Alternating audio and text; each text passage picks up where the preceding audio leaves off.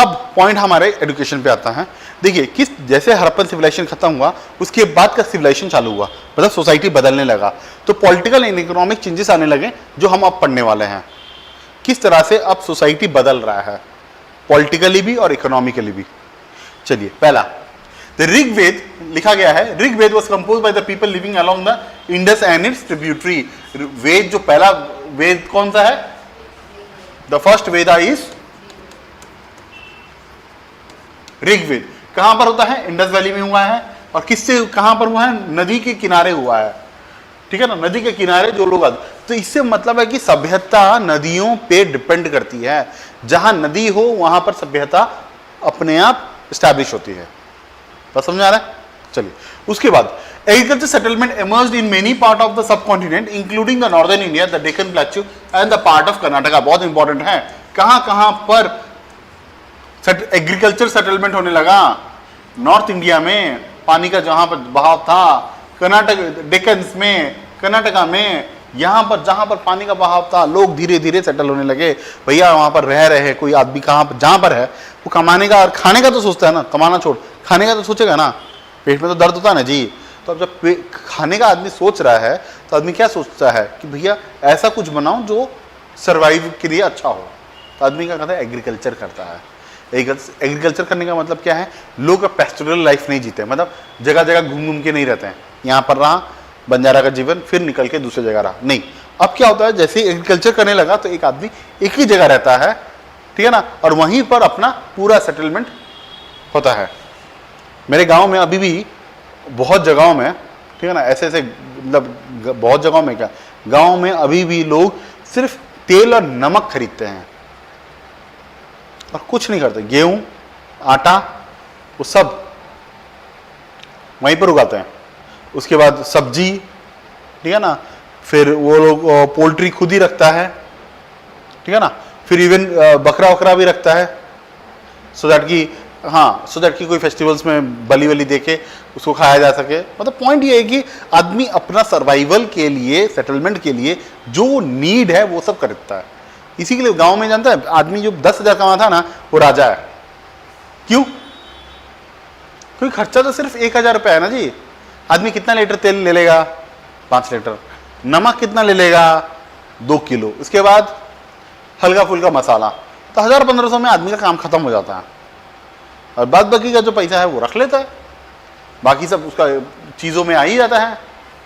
फिर बाकी 10 योजनाएं हैं देश का, सरकार का, ठीक है ना, और योजनाएं के कारण देश को बहुत ज़्यादा मिल जाता है। समझ रहे हैं लॉजिक? चलिए, the new mode of disposal of the dead include making of elaborate stone structure known as. आदमी मरने के बाद जो स्ट्रक्चर बनने लगा था मेगालिथिस बोलते हैं। ये वाला एग्जांपल देख लो, दिख रहा है? मरने के बाद एक ऐसा स्ट्रक्चर खड़ा कर दो जिसमें कि पता चले कि कौन रहा है। कुछ कुछ स्ट्रक्चर्स ऐसा होता था जैसे कि तुम गरीब है, मर गया, तो ऐसा बड़ा स्ट्रक्चर नहीं खड़ा करके तुम्हारे साइड में पत्थर पत्थर लगा देते थे, इसके कारण पता तो चले कि कौन क्या है। एमर्ज इन द सेंटर, ये और देखो मेगालिथिस कहां पर एमर्ज हुआ है? Central and the south India from the first millennium BC. In many case the dead were buried with the rich range of iron tools and weapon. जो योद्धा थे उनके साथ क्या बरी किया जाता था? समझ रहे हैं कि किस तरह से सभ्यता बदल रही है, किस तरह से लोग का सोच बदल रहा है। और देखो ये लोग पर्टिकुलरली कहां बोल रहे हैं? Central and south India. ज्यादातर इंडस वैली सिविलाइजेशंस में क्या होता था, लोग मरते थे तो क्या करते थे? पानी में छोड़ देते थे। उनको क्या लगता था जो मरा हुआ आदमी है उनको छोड़ दो पानी में। अभी भी बहुत जन ऐसा सोच, इवन बहुत सारे धर्मों में ऐसा है कि आदमी जल समाधि लेता है, ठीक है ना। जल समाधि का मतलब क्या है? एक इंसान अपने आप को स्व इच्छा पानी के अंदर छोड़ देता है और वो मरने के बाद उसका जो बॉडी है, उसके जो बॉडी के ये है क्या बोलते हैं उसका, फ्लैश है जो भी है, वो मछलियों के काम आ जाते हैं। समझ रहा है कि मर्द जीते जीते जो किया मरने के बाद भी किसी का पेट पाल के गया। बात समझ रहा है? अब सबसे इंपॉर्टेंट पॉइंट्स, ठीक है ना, Gem Prinsep, very important. Gem Princip deciphered Brahmi and Kharosthi, the true script in the earliest inscription and the coins. भैया ये कौन है जेम्स प्रिंसिप जी? जेम्स प्रिंसिप वो एक ऐसा आदमी है जिसने दो सबसे पुराने स्क्रिप्ट को डिकोड किया है। कौन सा है वो पहला script? The first script to be deciphered was Brahmi, उसके बाद करोस्ती, उसके बाद ही founded the most of this mention in the king referred as Priyadasi. इसने बोला कि इंस्क्रिप्शन में एक लेटर लिखा जाता था प्रियदासी। भैया प्रियदासी किसको बोलते हैं उसे?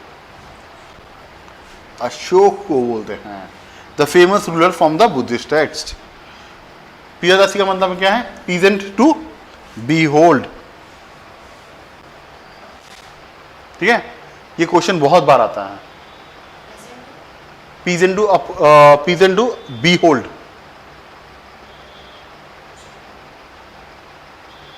ठीक है ना, क्वेश्चन आएगा ये और ये और ये सब यूपीएससी का क्वेश्चन आया हुआ है जी। ठीक है, उसके बाद आते हैं the European and the Indian scholar used inscription in the text composed in variety of language to reconstruct the lineage of the major dynasties that had rulers in the subcontinent. देखिए उसके बाद जैसे जेम्स प्रिंसिप आया, James Prinsep समझा वो चीज़ को, इससे इन्होंने क्या किया, डिकोड करने लग गया कि कितने पुराने डायनेस्टी सब इंडिया में रूल किया है, उनकी नीतियाँ की थी, उनका जो विचारधारा क्या था। इससे इनको पता चला कि भैया अशोक एक नाम का एक राजा था जो बौद्ध धर्म को अपना के, ठीक है ना, एकदम वॉर वूर छोड़ छाड़ के अपने आप को संत बना के एक पूरा देश को राज्य किया था, रूल किया था। इन्होंने फिर ये करोस्ती ब्राह्मी स्क्रिप्ट को डेसिफिट करके पता चला, अरे भैया चंद्रगुप्त राजा नाम का भी राजा था जी, जो ऐसा ऐसा था जी। तो मतलब पॉइंट ये है कि लोग टेक्स्ट के माध्यम से अपनी हिस्ट्री, मतलब यूरोपियंस हमारे टेक्स्ट के माध्यम से, जो हम लोग पढ़ना छोड़ दिए थे, उन्होंने हमारा ही टेक्स्ट को पढ़ के उसी को इंग्लिश में कन्वर्ट करके एक हिस्ट्री क्रिएट कर दिया जो आज हम पढ़ रहे हैं। समझ रहे हैं? अब चलिए, अब हम लोग पढ़ रहे हैं कि 16 महाजन, पहले कितना स्टेट्स था? 16 महाजनपदास है। महाजनपदास मतलब बिग स्टेट्स। ठीक है ना। It is the era associated with the early states, cities and the growing use of iron, the development of coinage. देखिए आपको ये सब चीज बोल रहा हूँ, बहुत इंपॉर्टेंट है। क्या पहला क्या क्या आने लगा महाजनपदास आने के बाद? Use of iron. जैसे जैसे लोग बढ़ने लगे तो अपना आत्मरक्षा के लिए, अपने ग्रीड को पूरा करने के लिए, अपने महत्वाकांक्षाओं के लिए ये आयरन यूज करने लगा। आयरन यूज किस में हुआ? तलवारों में, तलवार, कुल्हाड़ी, जो भी है। ठीक है ना। इससे फॉरेस्ट भी काटे, लड़ाई भी किए। ठीक है ना। तो पहला चीज क्या यूज, जैसे महाजनपद आया तो क्या यूज होने लगा? आयरन। उसके बाद आया कॉइनेज। जैसे जैसे लोग डेवलपमेंट होने लगा, जैसे जैसे ये होने लगा, तो लोग क्या करने लगे? सिक्का यूज करने लगा, मतलब करेंसी यूज किया बार्टर के जगह में, बार्टर सिस्टम की जगह में कॉइन्स यूज करने लगे, मतलब वैल्यूज ऐड करने लगे अपने प्रोडक्ट के ऊपर, डिफरेंट टाइप ऑफ वैल्यूज। ठीक है। दूसरा, तीसरा डाइवर्स सिस्टम ऑफ थॉट्स। ये सबसे इंपॉर्टेंट है। देखिए कोई भी संस्कृति को एक से दूसरा बदलने के लिए उसकी सोच बदलना जरूरी है। आज महिलाओं को इतना इंपावरमेंट क्यों मिल रहा है? लोग अपना सोच बदल रहा है। नहीं से तुम लोग पढ़ रहा होता जी, पागल है क्या? दूसरे के घर में अभी तुम शादी वादी करके मांग में इतना मोटा मोटा सिंदूर डाल के एकदम व्रत सावित्री कर रहे होते, और इसका पति इसको पानी पिला रहा होता। और कल सावित्री बनती थी, आज चुड़ैल बनती। कल सावित्री बन गई थी। जो औरत लोग जनरली ना, मतलब कल सावित्री बना होगा, आज सब चुड़ैल बन गई होगी। कल बहुत व्रत रखवाया था ना, आज तू रख, एक काम कर, खाना लेके आ अच्छा वाला। ठीक है ना। चलिए देखिए, थॉट्स आने के कारण सोसाइटी में चेंज आने लगा, थॉट्स आने के कारण रिलीजन आने लगा। उसके बाद महाजनपदास में बुद्धिज्म एंड जैनिज्म दोनों फैला। यही मेन कॉन्सेप्ट है। सभ्यता को बदलना है ना, कोई भी स्टेट, कंट्री जो भी है, उसकी सोच बदलो। जैसे नरेंद्र मोदी ने क्या सोच बदला लोगों का 2014 के बाद, स्वच्छता के प्रति। अरे आपको शर्म नहीं आता है बाथरूम बाहर करने के लिए, ये करने के लिए, वो करने के लिए? अरे चंडीगढ़ का एक बहुत ब्यूटीफुल स्टोरी है। चंडीगढ़ में बस में, ठीक है ना, मैं जा रहा था, तो चंडीगढ़ में ऐसे ही जा रहा था, तो एक आदमी ना टॉयलेट कर रहा था रोड पे, ठीक है ना, रोड पे लड़का टॉयलेट कर रहा था। बस वाला क्या किया, साइड किया गाड़ी को, लगाया, और सब नीचे उतरे और जोर जोर से ताली मारने लगे। वाह भाई क्या काम कर रहा है तू।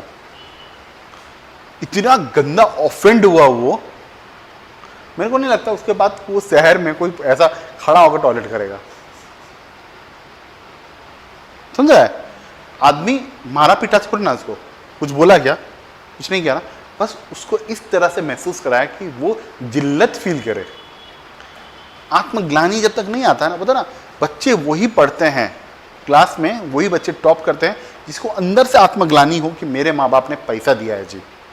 वो आदमी जो सो नहीं रहा है, खा नहीं रहा है, अपना ध्यान नहीं रख पा रहा है, सिर्फ किस लिए, सिर्फ मेरे लिए। और आज अगर हम नहीं पढ़ा या आज हम नहीं किया तो कौन करेगा? एक बहुत सिंपल है, मेरे ही घर में एक लड़का रहता था, आज नीट रैंक होल्डर है, 2000 समथिंग है, 2 साल पहले। उसके पापा बियर फैक्ट्री में काम करते हैं, भूटान का, किराएदार है। लड़का ऐसा था, रात को 8 बजे सोएगा, रात को 2 बजे उठ जाएगा। तो हम लोग उसको, मैं एक दिन बुलाया उसको, हमने कहा तेरे को तो नींद नहीं आता है क्या? तो मेरे को बहुत सिंपल सा जवाब दिया, भैया जब पापा फैक्ट्री में बिना सोए काम कर सकते हैं तो हमको यहाँ नींद कैसे आना चाहिए? मारा है टॉप, और टॉप भी नहीं, वो तो और बेहतर रैंक लाता। 2009 तो बहुत कम था उसका एक्चुअली। एग्जाम्स का ठीक 1.5 महीना पहले ना, उसने क्या किया, वाटर इनटेक कम कर दिया, कॉफ़ी इनटेक ज़्यादा कर दिया। तो उसके यहाँ पर ना, जो इंटेस्टाइन में जो वेस्ट प्रोडक्ट्स होता ना, वो जम गया था। इसके कारण उसको पेट में बहुत दर्द होने लगा, नहीं थे तो ठोक देता रैंक। हम लोग तो एक्सपेक्टेशन कर रहा था 720 में से कम 710 आ जाएगा, जो नहीं आया क्योंकि 1.5 महीना पढ़ा ही नहीं वो आदमी, खाली बेड में था दर्द से। इसी के लिए बोलता हूं ओवर एक्सप्लॉयटेशन किसी चीज में भी अच्छा नहीं है। चलिए दूसरा, अब हम लोग ये पढ़ रहे हैं कि इंपॉर्टेंट महाजनपदास कौन है जी? वाजी, मगध, कोशाला, कुरु, पंचाल, गंधार, अवंती आधा इंपॉर्टेंट महाजनपदास। जैसे गंधार, गंधार किसका है जी?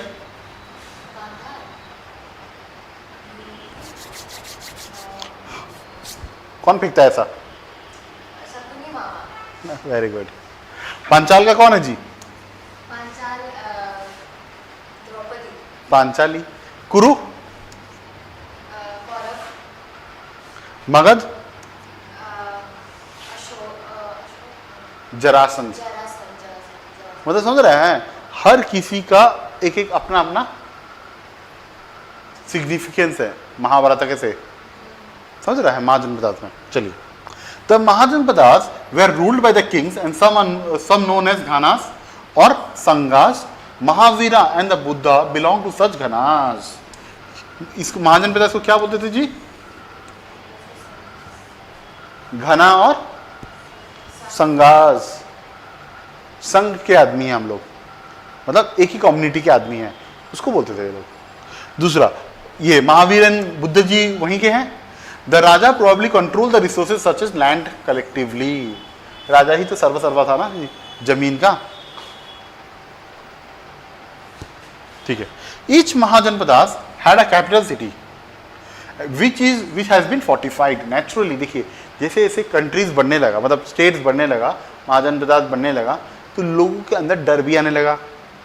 राजा लोग अपने आप को प्रोटेक्ट करने लगा, तो अपनी सिटी को, अपने कैपिटल सिटी को फोर्टिफाइड किया। फोर्टिफाइड का मतलब क्या है? बाउंड्री वॉल बना के बंदा खड़ा कर दिया, ठोक। समझ आ रहा है?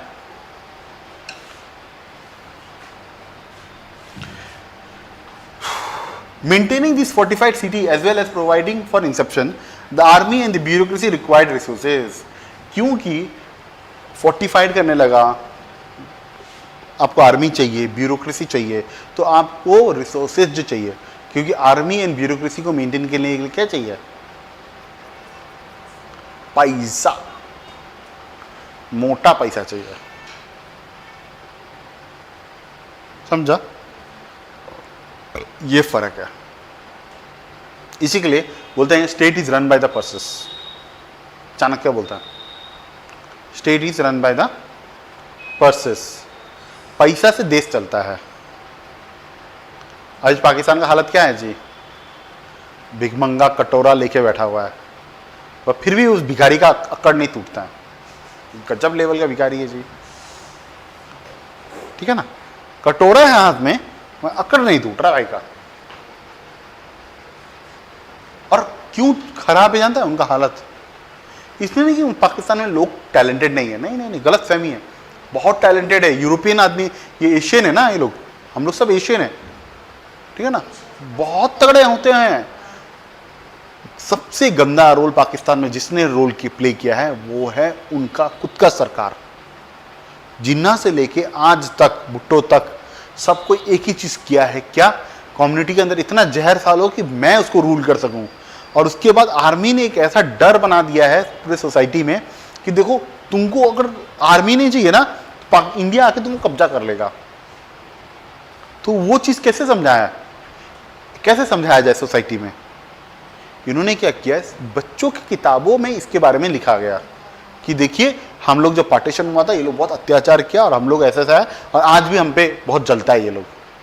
हम लोग में पढ़ाते हैं कैसा? हमें घंटा ना फर्क पड़ता तुमसे, निकलो भाई, हमारे पास बहुत काम है भाई। आज इंडिया सोच रहा है क्या? आज मैं भी बोलता हूँ एजुकेशन रिफॉर्म चाहिए हम लोग को, क्योंकि आज अब इंडिया को ना, अपकमिंग इंडिया को इनोवेशंस के ऊपर सोचना चाहिए। अपने यूनिवर्सिटीज में billions and billions of rupees invest करना चाहिए, सो दैट कि हम नया गूगल खुद खड़ा कर सके, अपना माइक्रोसॉफ्ट अपना हो, व्हाट्सएप अपना हो।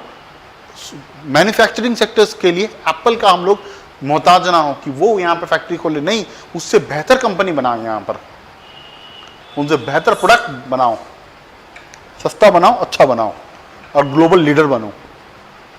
हमारे एक एक बच्चों को जो पढ़ने में अच्छा नहीं, उसको स्किल्स दो, सो दैट कि चलो ठीक है, यहां पर कमा नहीं रहा है, दुबई जाओ भाई। दुबई में एक आदमी पाइप फिटर बनेगा ना, तो वो भी बहुत अच्छा पैसा कमाता है जी। सिंगापुर में बनो, ठीक है ना? मतलब पॉइंट ये है कि यू इनहांस द स्किल। और पाकिस्तान में क्या है?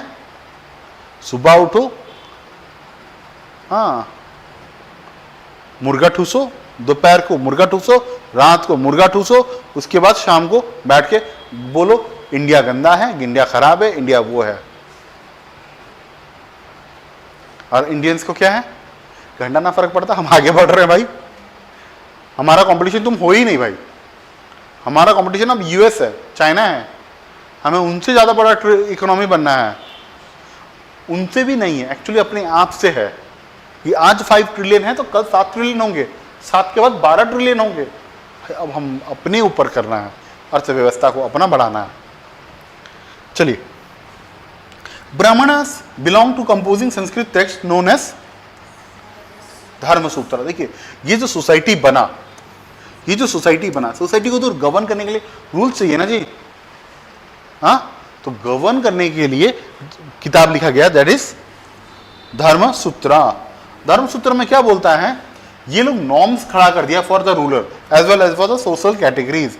लाइक क्षत्रियस रूल करेगा, कलेक्ट टैक्स करेगा, ट्रिब्यूट करेगा फ्रॉम द कल्टिवेटर्स, ठीक है ना? फिर कल्टिवेटर है, ट्रेडर है, आर्टिशंस है। Raid on the neighbouring state were recognised as a legitimate mean to acquire wealth. अपने बाहुबल के दम पे दूसरे का संपत्ति को हड़प लो, ये एक लेजिटिमेट तरीका माना जाता था, सही है क्षत्रिय होगा।